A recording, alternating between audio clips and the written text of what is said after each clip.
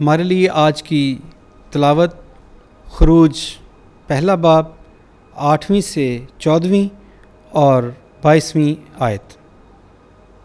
اور مصر میں ایک نیا بادشاہ اٹھا جو یوسف کو نہ جانتا تھا۔ اس نے اپنے لوگوں سے کہا، دیکھو بنی اسرائیل کے لوگ ہم سے زیادہ اور قوی تر ہیں، آؤ ہم ان کے ساتھ چالاکی سے سلوک کریں، تا نہ ہو کہ جب وہ اور زیادہ بڑھیں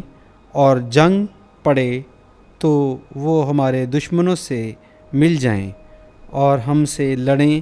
اور ملک سے نکل جائیں۔ اس لیے انہوں نے ان پر کاموں کے عامل مقرر کیے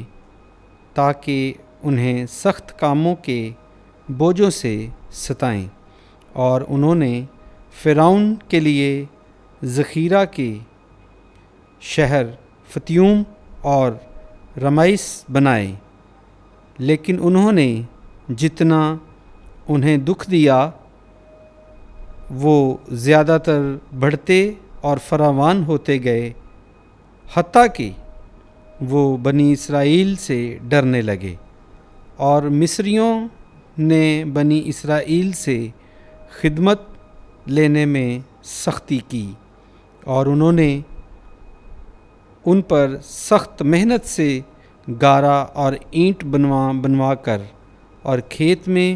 ہر قسم کی خدمت لے کر ان کی زندگی تلخ کی، اور یہ ان کی تمام خدمت گزاری تھی جو وہ مار کر ان سے کرواتے تھے۔ اور فرعون نے